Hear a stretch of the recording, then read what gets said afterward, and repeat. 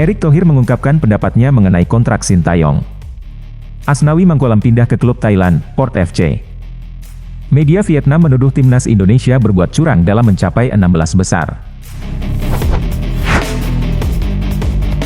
Erick Thohir mengungkapkan pendapatnya mengenai kontrak Sintayong. Erick Thohir memberikan klarifikasi terkait kontrak Sintayong, pelatih timnas Indonesia. Menurut Erick, masa depan kontrak Sintayong akan dievaluasi berdasarkan performa timnas di 2 turnamen besar, Piala Asia Tim Senior dan U23. Erick Thohir menekankan bahwa penilaian terhadap kontrak Sintayong akan mencakup kedua turnamen tersebut. Pasalnya, Sintayong akan melatih timnas U23 Indonesia di Piala Asia yang dijadwalkan berlangsung di bulan April 2024. Ia menegaskan bahwa target yang diberikan kepada Sintayong adalah untuk meloloskan kedua timnas, baik senior maupun U23 ke babak 16 besar. Satu target dari tim nasional senior lolos 16 besar. Lalu juga untuk U23 lolos 16 besar, ungkapnya dengan tegas.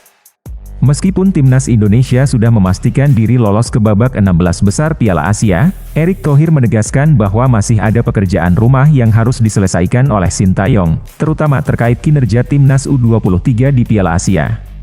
Erick Thohir menegaskan bahwa evaluasi kontrak Sintayong akan dilakukan secara profesional, dan meskipun ada PR tambahan, profesionalisme tetap akan dijaga.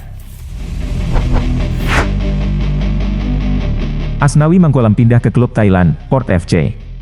Asnawi Mangkualam menemukan pelabuhan baru di klub kasta tertinggi Thailand, Port FC. Pengumuman resmi perekrutan Asnawi Mangkualam ini disampaikan melalui berbagai kanal media sosial Port FC, yang dengan bangga mengamankan tanda tangannya. Dalam pernyataan resmi klub, Port FC menyatakan kegembiraan mereka atas kedatangan Asnawi. Langkah ini menandai babak baru dalam karir sepak bola pemain muda Indonesia ini yang telah menunjukkan potensi dan kepemimpinan sebagai kapten timnas. Port FC mengumumkan kedatangan kapten timnas Indonesia, Asnawi, demikian bunyi pernyataan resmi klub.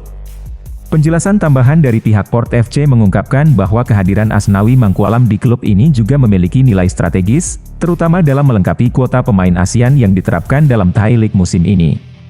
Asnawi bergabung untuk melengkapi kuota pemain ASEAN pada musim ini, jelas Port FC. Meskipun dianggap paling lemah, timnas Indonesia tetap melaju ke 16 besar.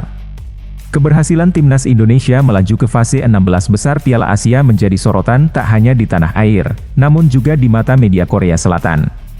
Meskipun dianggap sebagai salah satu tim terlemah dalam turnamen ini, timnas Indonesia berhasil mencuri perhatian dengan keberhasilan mereka. News MT, salah satu media Korea Selatan, memberikan ulasan yang mengagumkan terkait pencapaian timnas Indonesia. Mereka menyoroti fakta bahwa Indonesia hanya berada di peringkat 146 dalam peringkat FIFA dan memiliki tim yang mayoritas terdiri dari pemain muda yang memiliki sedikit pengalaman. Sebelum turnamen, banyak analis memprediksi kegagalan Indonesia. Namun pelatih Sintayong dan para pemain membuktikan sebaliknya. Media tersebut juga memuji daya juang timnas Indonesia, khususnya dalam pertandingan terakhir penyisihan grup melawan Jepang. Meskipun dianggap sebagai salah satu grup yang sulit, Indonesia berhasil memberikan perlawanan sengit, menunjukkan semangat juang yang luar biasa. Sportif News, dalam ulasannya membandingkan pencapaian Sintayong dengan pelatih Korea lainnya di Asia Tenggara. Dalam perbandingan tersebut, Sintayong berhasil menciptakan sejarah dengan membawa Indonesia lolos ke fase gugur, sementara pelatih Korea lainnya, Kim Pandwon bersama Malaysia tersingkir. Media Vietnam menuduh timnas Indonesia berbuat curang dalam mencapai 16 besar. Meskipun timnas Indonesia mencapai babak 16 besar Piala Asia dengan pencapaian yang mengesankan, ada sorotan khusus dari media Vietnam mengenai tingkat fair play tim tersebut. Berdasarkan statistik yang diambil dari laman resmi AFC, Indonesia dinilai sebagai tim yang paling kurang fair play selama fase grup, dengan total 50 pelanggaran yang dilakukan.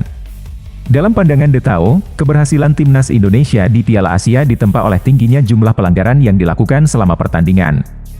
Meskipun tidak ada pemain Indonesia yang menerima kartu merah, The Tao memberikan penekanan pada fakta bahwa Indonesia menjadi negara dengan jumlah pelanggaran terbanyak di antara tim peserta. Dalam laporan tersebut, The Tao juga mencatat perbandingan dengan tim dari Asia Tenggara lainnya, khususnya Vietnam, yang dianggap memiliki performa terburuk di fase grup dengan 3 kekalahan.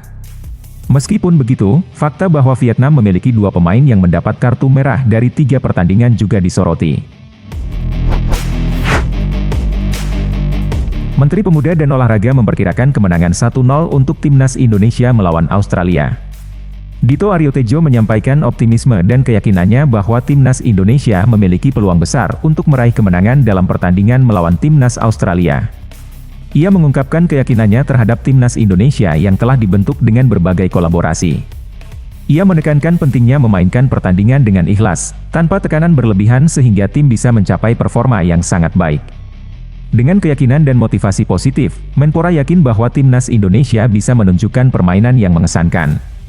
Menpora Dito juga mengajak masyarakat untuk mendukung Timnas Indonesia dengan menggelar nonton bareng di lapangan Geraha Kemenpora. Dia mengundang seluruh masyarakat dan pendukung bola untuk bergabung dan meramaikan acara nobar tersebut. Dalam memberikan prediksi skor untuk pertandingan tersebut, Menpora Dito Aryo Tejo memprediksi kemenangan Timnas Indonesia dengan skor 1-0. Meskipun memberikan prediksi tertentu, Menpora menekankan bahwa yang terpenting adalah meraih kemenangan, bahkan jika skor akhirnya tidak seberapa. Dia berharap kemenangan atau setidaknya hasil seri akan menjadi dorongan positif yang besar untuk olahraga Indonesia dan semoga Timnas Indonesia bisa melangkah ke babak 8 besar. Hentikan euforia, waktunya Timnas Indonesia fokus pada pertandingan melawan Australia.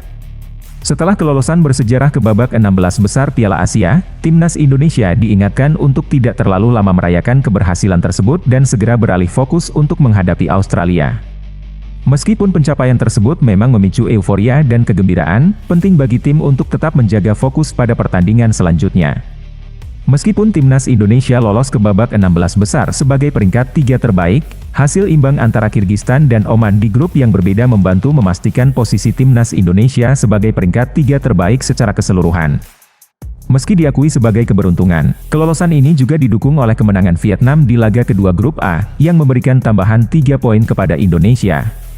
Namun, dengan pertandingan selanjutnya menghadapi Australia, penting bagi Timnas Indonesia untuk tidak terlena dan segera beralih fokus ke pertandingan berikutnya. Pelatih, pemain dan pendukung diingatkan untuk mempertahankan semangat juang dan konsentrasi agar dapat tampil maksimal menghadapi lawan yang kuat. Kelolosan sejauh ini adalah pencapaian luar biasa, tetapi tantangan sebenarnya baru dimulai dan fokus pada pertandingan mendatang adalah kunci kesuksesan selanjutnya. Pemain Vietnam tak sabar untuk balas dendam terhadap Timnas Indonesia.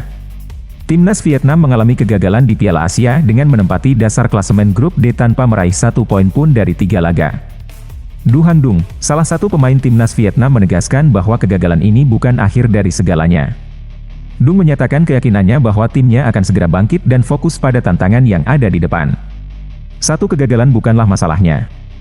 Besok matahari akan terbit kembali dan kami akan berlatih lagi, berjuang untuk apa yang ada di depan, ujar Du Han Dung. Du Han Dung juga menyampaikan rasa tidak sabarnya untuk melawan Timnas Indonesia lagi. Pada bulan Maret mendatang, keduanya akan bertemu kembali dalam laga kualifikasi Piala Dunia 2026. Dung menyatakan tekad untuk membalas kekalahan dan memberikan pertandingan yang lebih baik. Sekarang adalah waktu bagi kita untuk menantikan bulan Maret. Tidak ada yang lebih baik daripada jika Vietnam membayar utangnya kepada Indonesia. Saya harap begitu, ucapnya dengan semangat. Dalam menyikapi kegagalan baru-baru ini, Du Han Dung mengajak rekan-rekannya untuk merenung, memahami alasan kekalahan dan bersiap-siap menghadapi tantangan mendatang. Dia mengajak timnya untuk kembali dengan semangat yang lebih kuat dan memperjuangkan apa yang sudah mereka capai.